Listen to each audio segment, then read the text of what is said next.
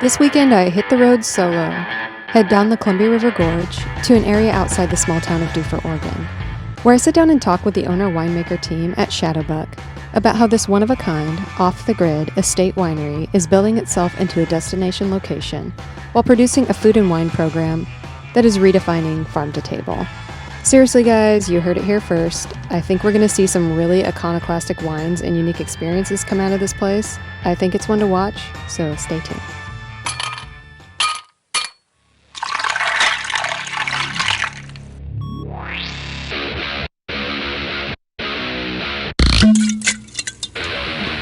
That's yummy.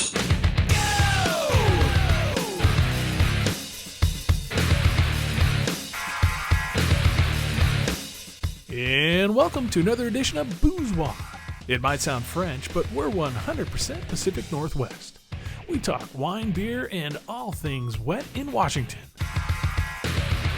We're here today at ShadowBuck Winery and Vineyard with the winery, vineyard, working farm, jack of all trades, owner and proprietor, Tom Peters, and winemaker, Russell Peters.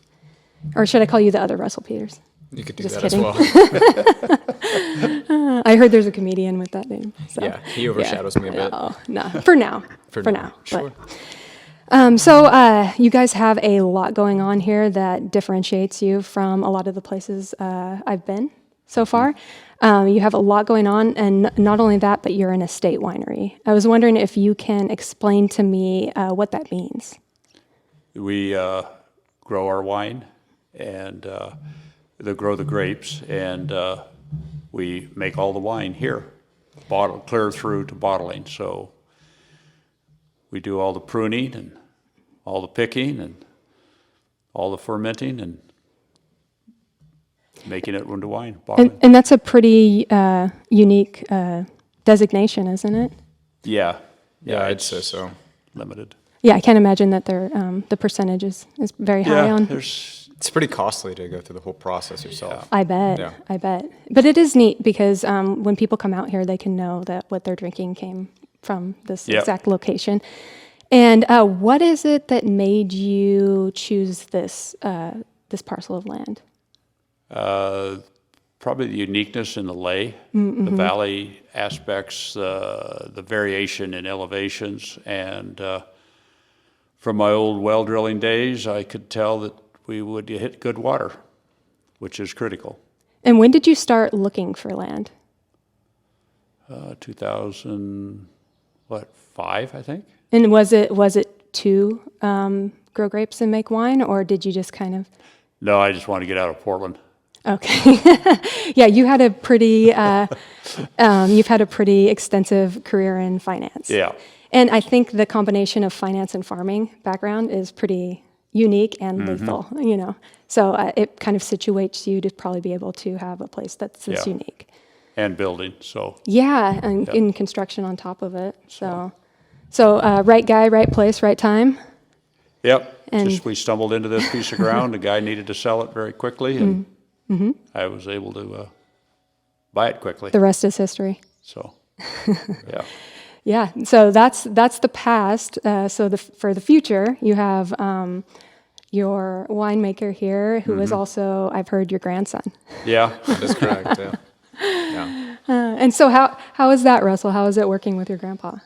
I mean, working with family always has its qualms. There's always the up and downs, but I feel like we get along enough to work together. Yeah, I feel like we make a good team. And I have a bit of the scientific background. I went to school for enology. I have an AS, so I have a little bit more of the background knowledge that we kind of need to make things happen and move them along here. And he has, like you said, the background in finance, so we make it happen and push it forward together. Yeah, no, that sounds like a great dynamic. Yeah. Yeah. And so, when did you go to school for winemaking, and what year or what school did you go to? I went to Santa Rosa Junior College. I only have the associates, right? So I went from 2019 to 2021. Okay. And you're the youngest winemaker I've met so far. Yeah, a lot of people have said that. Do you mind if I ask your age? Yeah, I'm 22. Oh, okay. Yes, definitely. So when did you know you wanted to be involved in this? When I was 11 and I started working for wow. him in my summer breaks here Wow. at Dufur School. Yeah, Okay. I was doing vineyard work with him for, I don't know, 3 months out of the summer each year, and I just got passionate about it. I saw the winemaking kind of happening around me, and I saw this place growing, and I wanted to be a part of it. Yeah, that's awesome. And The other thing, you worked with Dr. Greenspan Right, closely. Alan which was- Greenspan? No, I'm just kidding. No, yeah. No, Dr. Greenspan is kind of a fixture in the wine industry. Okay. And vineyard industry. Yeah, they're in Sonoma. So he Oh, wow. interned with them during the summer, Oh, wow. Yep. and then he worked the school vineyard Yeah, and winery too. So Exactly. it was more than just school. I lived on SOJC's ag campus, which pretty much meant I had a dorm room right next to the school winery. So all the responsibilities that were equated to the winery usually got put on me. Well, that sounds like a very practical education. I had to learn very quickly. Yeah, Yeah, into the fire. yeah, absolutely. Yeah. And you being the age you are and the demographic you are, I keep seeing all these headlines about demographic changes and how that's affecting the wine industry. And I was wondering, what do you see for the future?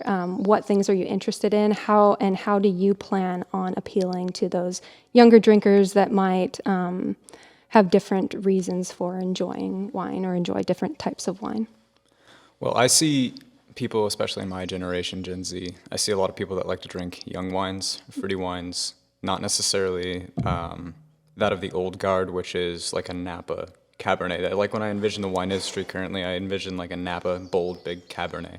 But I don't know, things like carbonic maceration, and we were talking about rosés earlier. There's a lot of wines that are off the beaten path and stuff that you wouldn't typically associate with the wine industry that are now becoming more popular. And it's interesting to see a rise in the changing in demographics. Like, I don't know, it's hard to predict the future, but I do see the trend going toward younger and fruity wines, in my opinion. Yeah, and And lower alcohol Yes. tends to be. There you go. Yep, lower alcohol for sure.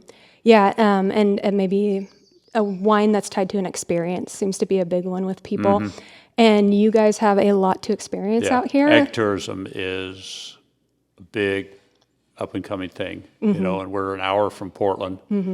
So, and a very unique, different climate than Portland. So there's Yeah. a lot of appeal to. Yeah, there's a reason to come out here for people, and it's right off of the Columbia River Gorge, which Right. is beautiful. That's we took a really beautiful drive this morning to come out here, and last weekend we were here for the Oregon Trail Rally. It actually comes straight through your farm, Right. which was an awesome thing to be able to attend. And Yearly the road rally, this is one of 25 circuits in the U.S.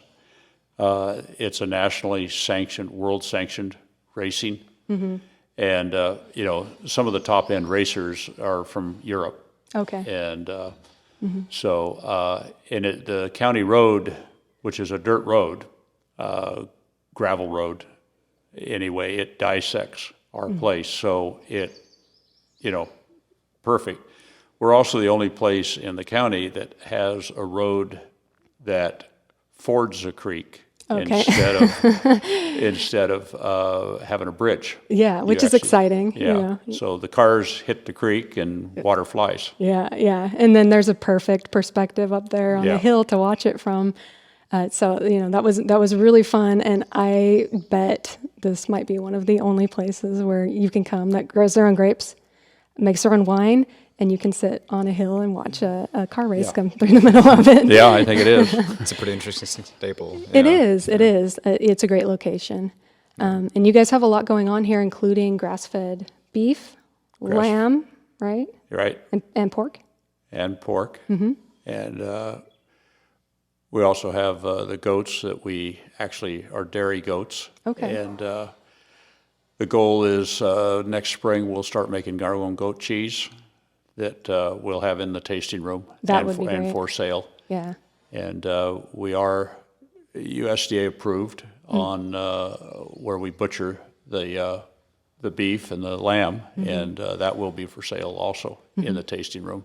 Yeah, and I saw your cows last weekend and this morning driving in, Yeah. and they look a little bit different than some of the other cows I've seen around here. Yeah, we raise Black Angus and we raise Wagyu, which is a very rare breed, very slow growing, and some of the most expensive steak you can generally order in a restaurant. And I bet nutritious as well. Yeah, it's good. Yeah. It's different than regular beef. And so you guys have plans on tasting rooms, right? Coming soon. So anything you can share or? Yeah, we will have a tasting room in Dufur, Okay. in the new Dufur Market, which is operated by Azure Farms. Okay.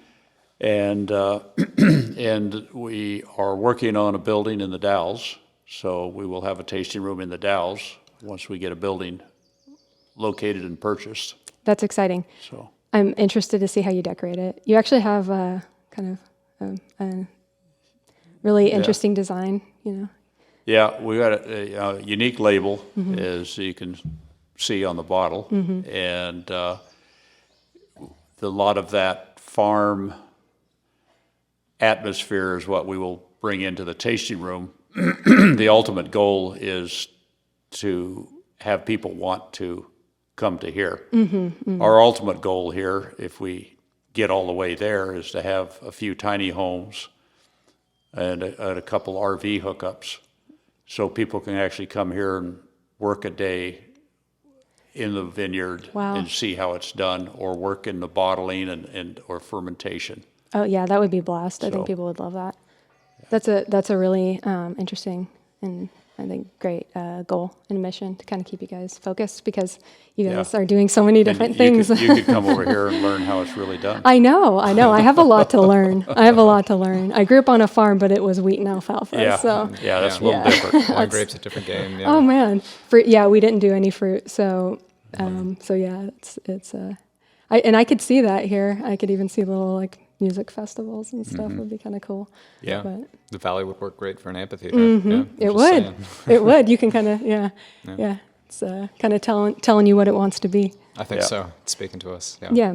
And do you kind of have that philosophy about wine at all? Is that, it kind of tells you what it wants to be or it wants to have done with it, the grapes? Or do you have a kind of a philosophy on? I'm still, obviously I'm young. I'm Right. still developing my own winemaking style, but a lot of it is influenced by, obviously, the location that I learned wine primarily in, which is Sonoma County in the Russian River Valley. And so I try to, like, what they were able to do there to really emphasize the characteristics of that terroir is beautiful, and I really admire what they've done. So I'm trying to bring out what I believe to be the inherent characteristics of our land and our wine here. So it's it takes a lot of years to sort of adapt and grow and figure out exactly what those aspects are. Yeah, I can imagine. Yeah. It's Yeah. neat, though, that you've been working out here with your grandpa since you were 11, though, because you have a lot of experience for somebody your age. Yeah, I think Yeah. more than most people. Yeah, I had a pretty lucky and unique opportunity. Yeah, that's awesome. That's awesome. And I could see you guys as a pretty, formidable team. All right. Well, thanks so much, guys. It's been great. Yeah, Okay. thank Appreciate you. it.